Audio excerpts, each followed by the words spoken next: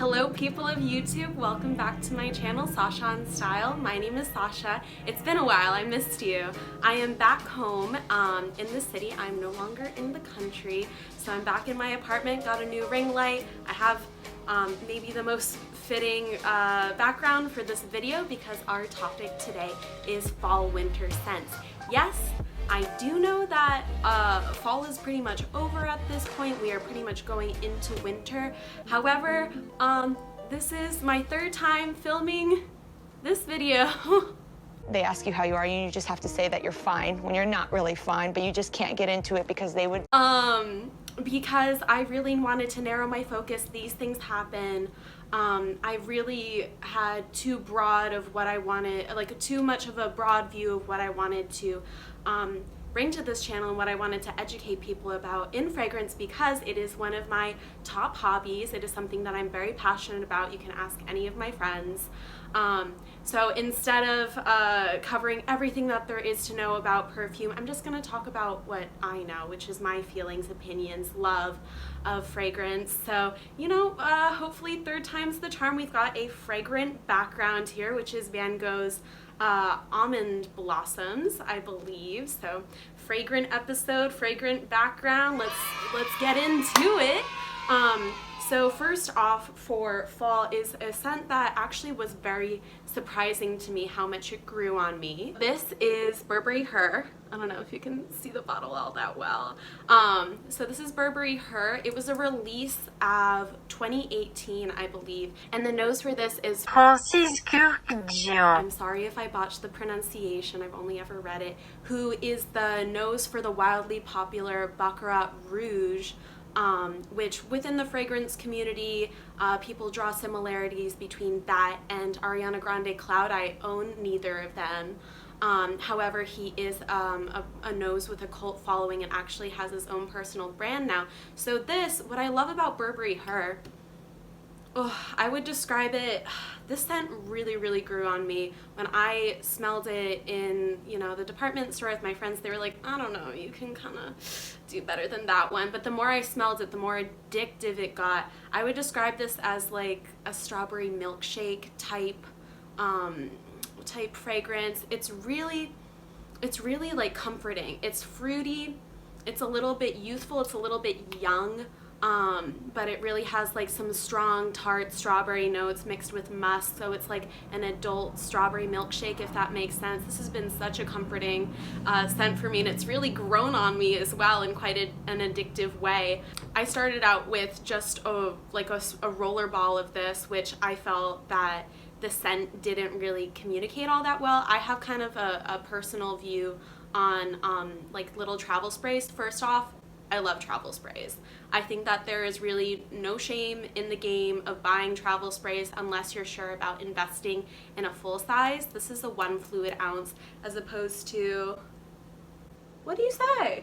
This is 0.25 fluid ounces, so little tiny guy.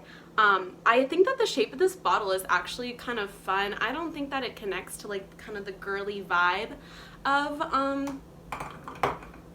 the scent, but it is like very modern. So this is a winner for me. I feel like this could be very versatile and you can get away with wearing it fall, winter, and also spring. A little sidebar before I get into the rest of my scents. I have been collecting perfume for about 3 years now. It is something I'm very passionate about. My friends won't hear the end of it from me. What I love about fragrance as an art is that it's highly subjective. Scent is very highly related to memory as well, so on all of my different scents I'll have a memory associated from a really great day with my friends or my family, or just like out by myself having a grand old time. So that's what I love about scent. I don't believe in a signature scent, however I do believe in at least a core collection of 4 scents. So that's going to be one for every season. To have a core collection of like 4 travel sized fragrances, I really think that you're good to go. In order to have a successful perfume collection that means something to you personally, I don't think that it's necessary to drop big dollars on something like that. So throughout these last few years, I've really been bargain hunting, looking for drops in prices, looking at my local TJ Maxx and blind buying even some great stuff that I'd had my eye on. For example, one of my most successful blind buys, so buying without having smelled the perfume before. I know it doesn't really make a lot of sense, is Carolina Herrera's Good Girl. This is one of my favorite date scents. It's so spicy, warm. It's got some great top notes of bergamot. So it does have this kind of fruity element that isn't all too cloying. It doesn't seem very juvenile. This is like a grown-up, I mean, look at the bottle. This is it's so fun how it comes apart like that. That's my favorite trick to show my friends when I'm showing them my perfume collection. This was really worth it. So this is, I would say that this is a 1.6 fluid ounce, which is a medium size for the full-sized perfumes. And I got this for, let's say about 50 bucks. Usually this would retail for, I'll put it up on the screen, for 1.6 fluid ounce. So the notes on this are really sexy. This is definitely a nighttime sort of perfume. I like how the name of the perfume kind of subverts your expectations, because you're like, oh, a good girl, this must be such a, you know, a light, girly scent, but it's pretty sexy. Next on my list is my current favorite. I find that this is a really great hidden gem. For those of you who have been keeping up with my channel thus far, this is a perfume by my beloved Elie Saab. Yes, I finally got a full size. I got this off of Fragrance X for about $40, which was a real steal. They were offering it for some reason for $40 for both the 1 fluid ounce and the 1.6, so it was sort of a no-brainer to go for the bigger size. The flacken in the bottle on this is just absolutely stunning. It's really pretty. This is actually a flanker of the main perfume being Girl of Now. This is Elie Saab Girl of Now Shine. Oh, it is so freaking good. I guess the way that I would describe this would be like a pineapple nutty sort of like cake. This is a vanilla based perfume, which makes it a really strong, oh my god, I can't stop smelling, a really strong contender for the fall and winter time, because vanilla does tend to be cloying in the more hot months, when the scent is really, really heated up on your skin and it becomes overwhelming. So the coolness of the weather actually kind of cuts through that sweetness a little bit, so it's not choking you out pretty much. Mainly what I get from this is vanilla, top notes of very warm, syrupy sort of pineapple, as well as pistachio. So this makes a really great and unique sort of crowd pleaser perfume, but still like it has its own DNA. So it's not like you're smelling it on everybody else. This is, like I said, a flanker in the Girl of Now collection. There's also Girl of Now Forever. I got little sample vials of all 3 of them, and I liked this one the best because of the fruit. I really did like the original, but the DNA is still in this one too. Another great find from last year is Versace's Still in Blue. This one is so nice. I would wear it in the winter time. It is unique because it has a synthetic fruit note, so sort of a fruit punch. When I smell it personally, I'm reminded of like apple shampoo, like kind of fruity shampoo. So it has that just out of the shower sort of freshness to it. And it's unique because it dries down really spicy. So you get this like really lush fruit kind of note on the opening, and then it dries down to something really spicy. So I think that makes it a good choice for the winter time. If it did not have that spicy dry down, I think that this would be a great fit for spring. This is a really strong contender for going out with your friends. I feel like it's easy to not get into the territory of overspraying with this, which is really nice. This is my favorite from last year. This is Paco Rabanne Olympia. I love the bottle design on this. It has these little laurels on the side. So I was absolutely obsessed with this last winter. It's a very strong vanilla note. What makes this unique to me is that the physics of baking actually applies. So for example, if you add salt to any flavors, fruit flavors, sweet flavors in baking, it makes the taste more potent. And it's sort of the same idea, the same concept with this perfume, which is great because it has a unique salty vanilla note to it.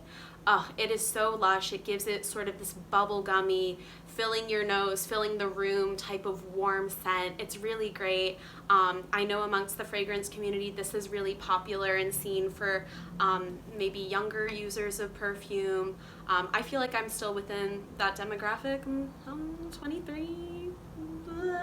I know that this has been recommended to high schoolers before. As an opening note of mandarin, so a green mandarin, it's pretty unique for such a crowd-pleasing type of scent, and the bottle is really to die for. On the larger sizes they have gold on the side as well. It really is a beautiful classic, so I highly recommend this for the colder months.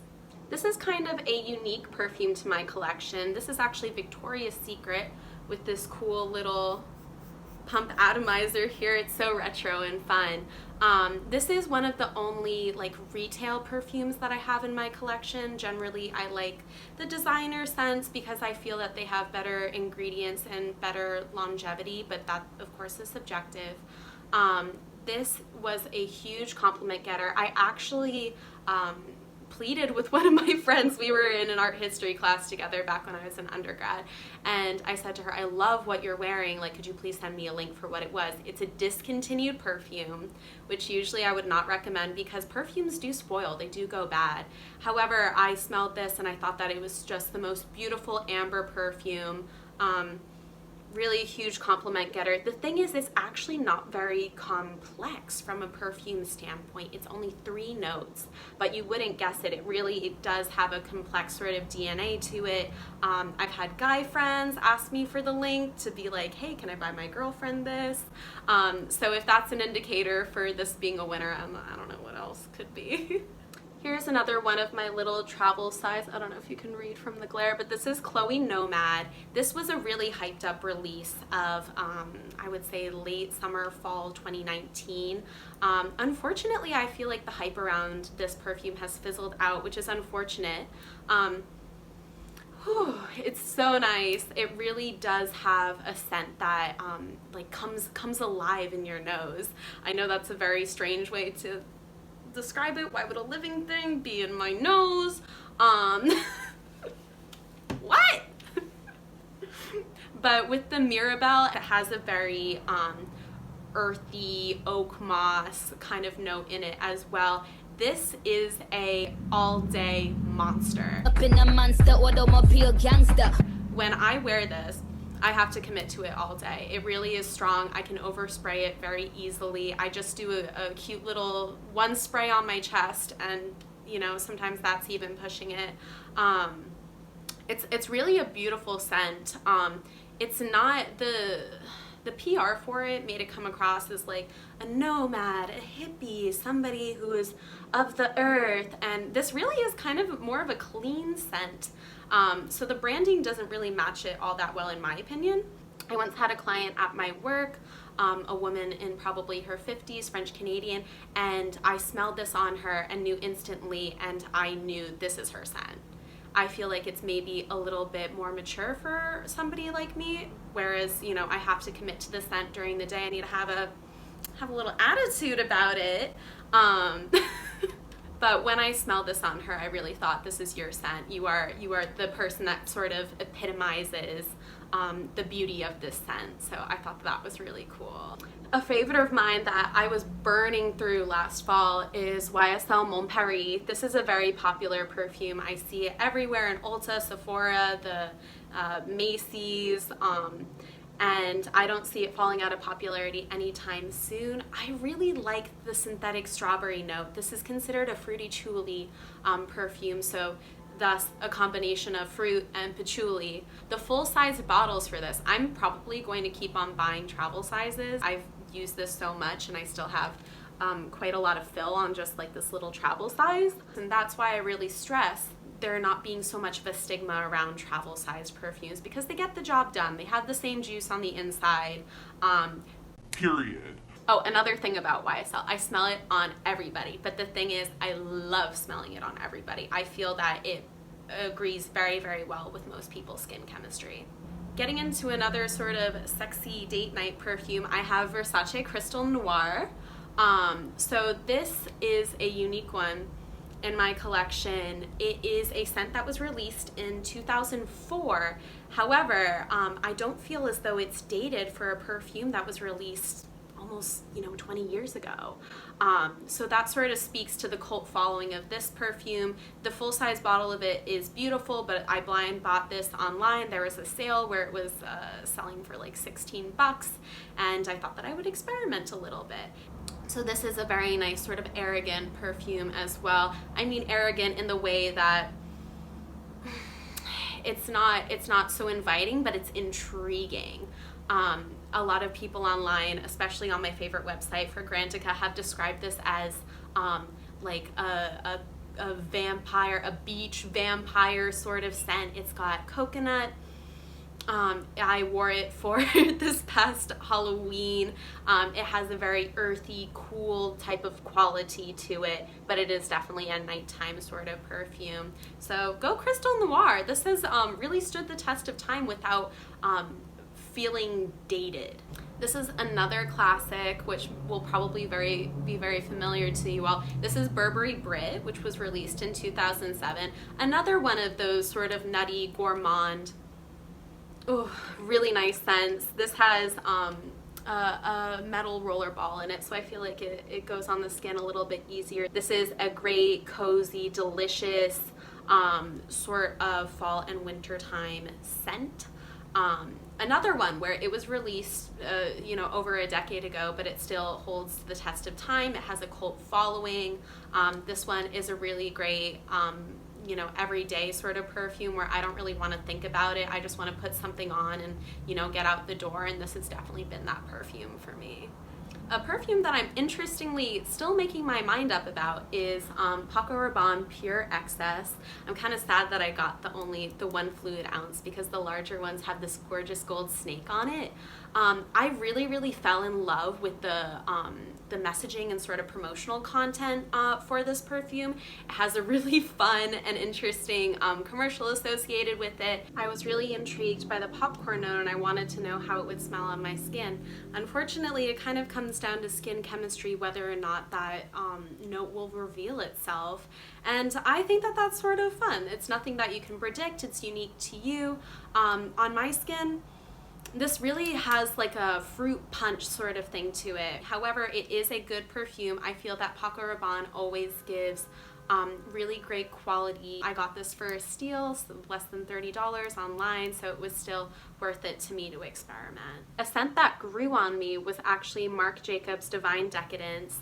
I sort of go back and forth on this one. It's a very vanilla sort of fragrance. It's a flanker of the original Decadence perfume, which is known for its very unique plum note that is either a hit or a miss with a lot of people. It's been very polarizing in the fragrance community.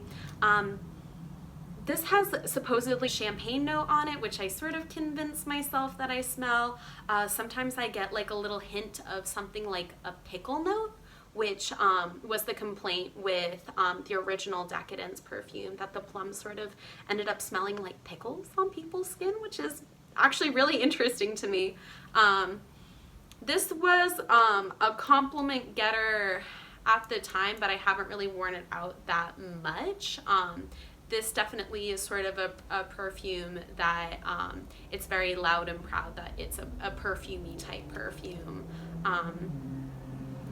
Not a signature scent to me, but it's fun to play around with and nice to have in my collection.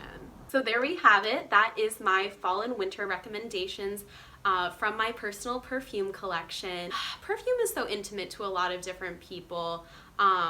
All I can say is my opinions and experiences linked with perfume. If you're interested in getting into perfume but you're intimidated by how expensive these full bottles are, I truly recommend to you that the travel sizes are worth it. They have the same excellent juice at a fraction of the price. There are some great online websites like Fragrance X and Fragrance Net that are very reputable.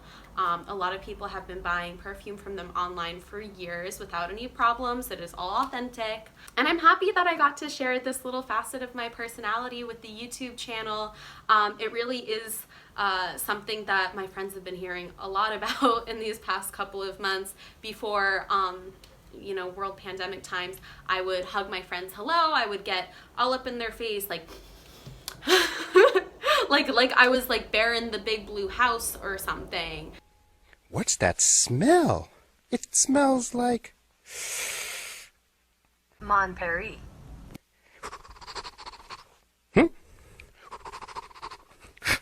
it's you. So anyways, I hope that this has been a useful video to you on expanding your horizons of scent, learning some fun facts, some new things.